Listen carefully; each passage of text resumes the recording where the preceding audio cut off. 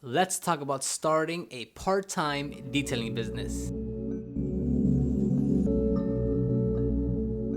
First off, everyone is going to start off with a part-time detailing business. Even if you do want to go full-time with it and make detailing your main source of income, you're not just going to jump to it, right? You have a day job, you're not just going to quit it and start making as much money or more when you start your detailing business. It will be a progressive thing. So everyone does initially start off as a part-time detailing business. Now, some things to keep in mind when you are going and you just want to detail on the weekend, on your days off, or as you have things going on and you want to move along to a full-time, is number one, set a goal for yourself revenue wise. How much money do you want to bring in per month? Is it that you only want to make an extra 500, an extra 1,000, an extra 2,000? Do you want to fully replace your main source of income right now? So if you're making, let's say $5,000 a month from your day job, do you want to make do you want to make that amount or more? Can you make a little less? Like, what is the main revenue goal you're looking to hit? Because knowing that number, knowing how much you need to bring in or what's your main goal will really help you with the rest of the planning. So if you just want to bring in an extra $1,000 per month, then how many cars is that? How many days do you have off to service customers? How many cars can you do? So by knowing just how much money you want to bring in per month, saying 1,000, then now you know how to plan for each weekend or for each day that you have off.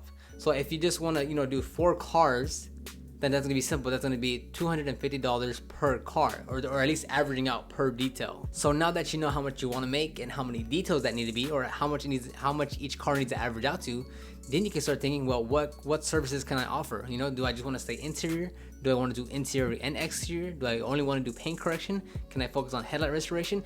What are the combinations of services that you can offer to your potential customers, and how much do you need to charge for each one to hit that averaging price of $250 per customer? Because what most people do is simply say, hey, look, I want to start a detailing business, let me go out and gain customers. But if you don't have a clear, definitive path of where you're trying to go, then it's going to take you much longer to get there, because you have no path, you have no key metrics, you have nothing guiding you to see if you're actually going on the right track or not. So number one, just setting a revenue goal, saying, hey, I'm trying to make this much per month, or this much, or this time frame. Just knowing that in place, you can start to break down what you need to do to achieve that goal. Referring back to trying to make $1,000 per month, yes, that could be 4 details at $250 each, or that could be $250 per day. So that means maybe you can detail 2 cars, maybe you can price them at $125 each, or you can service 3 customers and price them different. So that way you really need to have just a clear goal with a clear action plan on how to get there. So if it is you want to make $1,000, then that's going to be 4 cars, or 4 days detailing X amount of cars, or that could be 1 car doing a huge type of detail.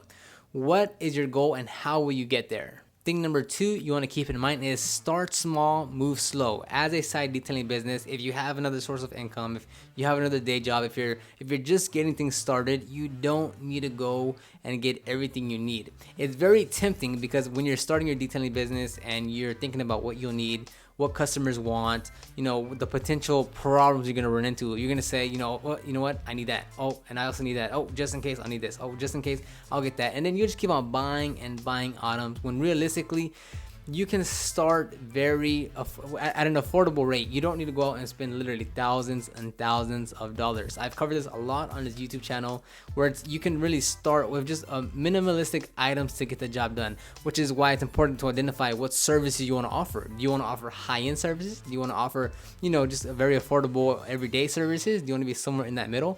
It's very important to identify those goals, to identify everything else you need in place. Next is, since you're just starting off, you're most likely than not going to price your services a little lower than what you really want to charge. And obviously, since you're first starting off, you're going to get a few customers here and there throughout the month, so you want to make sure those that actually show interest will actually buy from you. So one way for you to ensure that you land that customer is simply by pricing your services lower. And that's absolutely fine. I think most of us are going to go through that, where we want to charge a little less because we're scared to charge a higher price, because the customer is going to say no, and then we're never going to see them again. They're going to go spend that money with somewhere else. And you're just starting off, you're really eager to get those customers, you're really eager to show off your work, you want to take those photos, you want to feel confident, you want to get customers. So you're going to price yourself low. That's fine. I went through that. Many others go through that. But keep in mind that number 1, price isn't the main thing that they're looking at. Number 2 is, if you don't test your pricing, you're going to be be leaving a lot of money on the table. So if you're saying, you know what, this customer is only gonna buy from me if I'm cheaper than what I'm, lower than what I really want to charge. But you need to keep in mind that you need to start raising your rates a lot quicker than what you really think. It might go 6 months, a year before you actually want to change your pricing. But just keep this in mind, you are charging a lot less than what you really want, and customers are more likely than not willing to still pay a little or a lot more than what you're currently charging. So, it took me, everyone starts off at a lower rate than they want, right? $15, $20, $25, and then they want to move up to a higher rate. But again, they don't have a lot of volume. They're scared that the customers are going to leave. They want to service customers, so they price themselves low. But I want to tell you is you want to raise your rates a lot quicker than what you have in mind. So, after a few customers, you need to start just upping your pricing.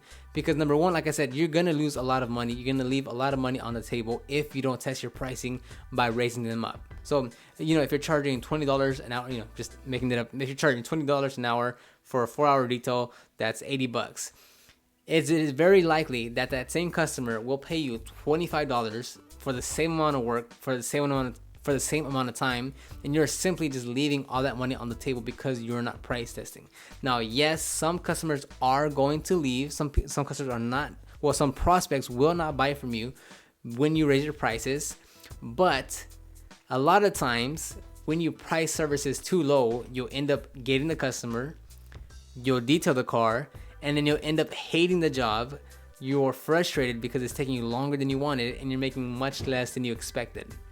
So yes, you're going to price yourself lower to get that customer, but at the end of it, you're not even going to be happy during the detail and when you're done because you've priced yourself so low.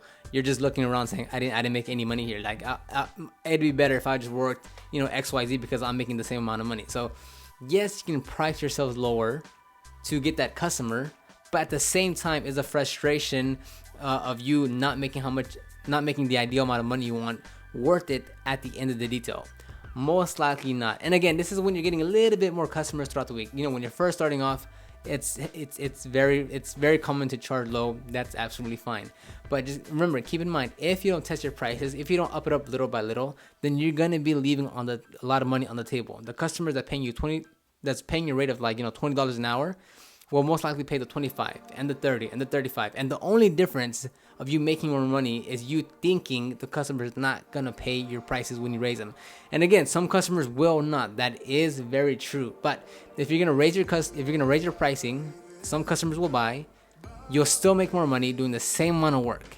It's a trade-off type deal. So a recap on the pricing is simply, yes, start off charging low, but very quickly and faster than you want, start raising your prices and keep on testing them to see how high you can really get it. Of course, relative to the quality of services you're offering. Don't just say, hey, you know what, I'm gonna go from $20 to $50 and not change anything that I'm doing. Obviously, that you have to show the value in what you're charging. If you're charging lower, if you're performing, subpar quality and you want to go for premium pricing, there's a disconnection right there. Customers will be not happy with the results, right? But if you're doing amazing results, if you're giving the customer absolutely amazing results and you're raising your prices and you're still offering amazing results or even better results, then there's no problem there because the customer is paying relative to the value you're providing. And that wraps it up for this video. Hopefully you've enjoyed it and it's helped you out. Leave your comments down below on any comments or suggestions. If you are interested in starting your own detailing business, check the description box down below for a helpful guide to help you get started. And other than that, I will see you on the next video.